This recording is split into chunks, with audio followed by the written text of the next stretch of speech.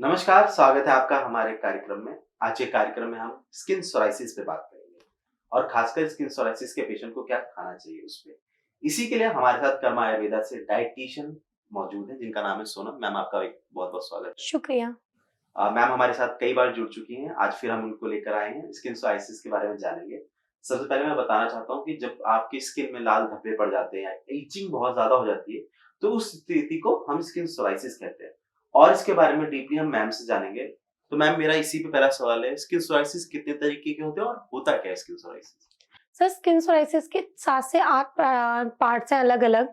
ये 7 से 8 प्रकार का होता है जो कि हमारे पाम का हो गया या फिर हमारे स्कैल्प का या बॉडी इचिंग का या फिर हमारे फुट पाम का, ठीक है? और हर पेशेंट में इसके अलग-अलग सिम्पटम्स और अलग-अलग वेरिएंट देखने को मिलता है।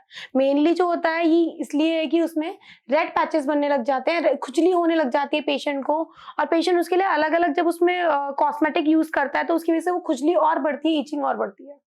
तो मैम ये तो बात होगी स्किन सोराइसिस की। सबसे पहला सवाल मेरा ये है कि स्किन सोराइसिस पेशेंट को क्या चीज़ें अवॉइड करनी चाहिए खाने में?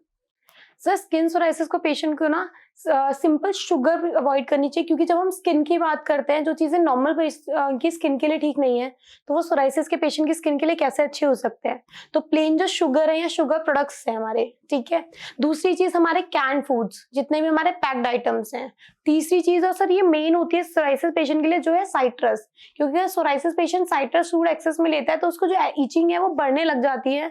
और साइट्रस ऐसी चीज़ है जो हमारी डेली मर्रा की जिंदगी में भी बहुत ज़्यादा इंक्लूड रहती है, जैसे लेमन है हमारा, आंवला है, ऐसी चीजें हम डेली मर्रा की चीजों में भी लेते हैं। मैम साइट्रस फ्रूट कई हमारे हिंदी भाषी समझ नहीं पाएँगे। क्या आप इसको समझा सकती हैं क्या होता है? सर साइट्रस फ्रूट्स या साइट्रस वेजिटेबल्स हमारे खट्टी चीजें होती हैं, ठीक है, जो कि हमारे खाने-पीने में इंक्लूड होती है। जैसे कि अगर हम कच्चा टमाटर खा रहे हैं तो वो एक साइट्रस है, लेकिन वही टमाटर हम दाल या सब्जी में डाल के खा रहे हैं तो वो नॉर्मल है, वो पेशेंट खा सकता है क्योंकि एक मिनिमम क्वांटिटी में होता है। मैम जैसे कभी-कभी छाछ हो गई और दही हो गई, ये भी खट्टी हो जाती है, तो क्या वो ले सकते हैं? सर नहीं, फर्स्ट ऑफ ऑल सर एक psoriasis patient milk and milk based products नहीं ले सकता है। बिल्कुल भी नहीं। बिल्कुल नहीं सर। अगर वो ले भी रहा है कभी-कभी तो वो प्लांट बेस्ड मिल्क ले सकता है, वो भी टी या कॉफी की फॉर्म में once a day.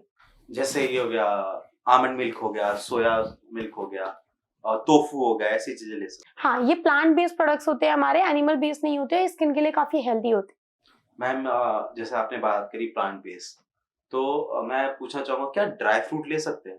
Yes sir, dry fruit ले सकते हैं बट ओनली आलमंड्स या वॉलनट वो भी ट्राई करें कि वो सोक्ड लें, क्योंकि जब भी हम ड्राई फ्रूट सोक करके लेते हैं तो उसका एक्सेस ऑयल निकल जाता है, उसके जो मिनरल्स होते हैं सिर्फ वो रह जाते हैं और वो हमारी बॉडी के लिए चाहिए होते हैं। मतलब बादाम और अखरोट। अखरोट ये दोनों ही ले सकते हैं। मैंने कहीं सुना है कि अखरोट का तेल लगाने से स्किन सोराइसिस में इचिंग कम होती है। सर नहीं, सोराइसिस पेशेंट के लिए सबसे बेस्ट है सर कोकोनट ऑयल प्लेन। आजकल वैसे भी कोकोनट ऑयल में अलग-अलग वैराइटीज़ आ गई हैं, उसमें आंवला या फिर एलोवेरा या अलग-अलग, no, only plain simple coconut oil. आप वो हल्का-सा लूप वार्म करें, अपनी बॉडी पे अप्लाई करें, सर्कुलर मोशन में अप्लाई करें, ठीक है? उससे क्या होगा, कोकोनट ऑयल हमारी बॉडी के अंदर जाएगा और हमारी सोराइसिस के जो पैचेस बने हैं वो धीरे-धीरे हील होते हैं। जो हमारी इचिंग हो रही है वो धीरे-धीरे कम होती है। सोराइसिस रोगियों को कौन से फल खाने चाहिए? सर हाई फाइबर्स फल, सोराइसिस पेशेंट को हाई फाइबर्स फल खाने चाहिए और सर ट्राई करें कि उसमें कोई भी सिट्रस फल ना हो। जैसे सिट्रस फल से यानी खट्टे फल, जैसे हमारा संतरा है, मौसमी है, अनार, अंगूर, ये हमारे खट्टे फल हैं जो कि सोराइसिस पेशेंट को बंद रखने चाहिए। हाई फाइबर फल में हमारा सर सेब है, हमारा केला है, हमारा चीकू है, हमारा पपीता है। ये सारे फल जो होते हैं हाई फाइबर्स होते हैं, इसमें सिट्रस कुछ नहीं होता, ये आराम से एक स्किन रोगी ले सकता है। मैम अचार की बात करें तो बहुतों को पसंद है खाना। खट्टा भी होता है और उसमें नमक भी ज़्यादा होता है, कई बार हम चीनी भी मिलाते हैं उसको प्रिज़र्व करने के लिए। क्या अचार खा सकते हैं? नो सर, क्योंकि हम इंडियन जब भी अचार बनाते हैं तो उसमें जैसे आपने कहा नमक या चीनी मिलाते हैं बहुत एक्सेस में प्रिजर्व करने के लिए, और वो दोनों चीज़ ही एक्सेस में हमारी स्किन के लिए बिल्कुल अच्छी नहीं है। उससे हमारे एक्ने या पिंपल्स की दिक्कतें आने लग जाती हैं। मैम हम अपने इस कार्यक्रम के आखिरी सवाल तक पहुँच रहे हैं। कई मिथ है कि सोराइसिस पेशेंट को चावल नहीं खाना चाहिए, उससे सोराइसिस बढ़ जाता है। क्या ये मिथ सही है या फिर गलत है? नो सर, चावल आराम से एक सोराइसिस पेशेंट खा सकता है, कोई इश्यू नहीं है। बट ट्राई करें कि आप ओवर बॉइल्ड राइस लें, मीन्स प्रेशर कुकर में राइस ना बना के एक पतीले में राइस बनाएं, उसका स्टार्च निकाल दें। वो राइस एक सोराइसिस पेशेंट आराम से रेगुलर बेसिस पे 25 टू 30 ग्राम्स कंज्यूम कर सकता है, कोई इश्यू नहीं है। तब जिसे हम अपने देसी भाषा में बोलते हैं भात बनाना चाहिए। हाँ। कि एकदम आप चूल्हे पे रखिए, उसके ऊपर चावल रखिए और पानी डाल के उसको उबलने दीजिए, उस पानी को निकाल दीजिए। बिल्कुल सर। जिससे इससे स्टार्च भी निकल जाएगा और आप आराम से खा भी सकते हैं। पुरानी जमाने की बातें याद आ जी। रही है। पहले इसी तरीके से बाहर पे खाना बनता था, लोगों को काफ़ी ज़्यादा फ़ायदा होता था। तो मैम आपका हमारे कार्यक्रम में आने के लिए बहुत-बहुत धन्यवाद। आपने हमारी हर बार आते हैं, मदद करते हैं, हमारे पेशेंट्स को काफ़ी ज़्यादा फ़ायदा भी होता है।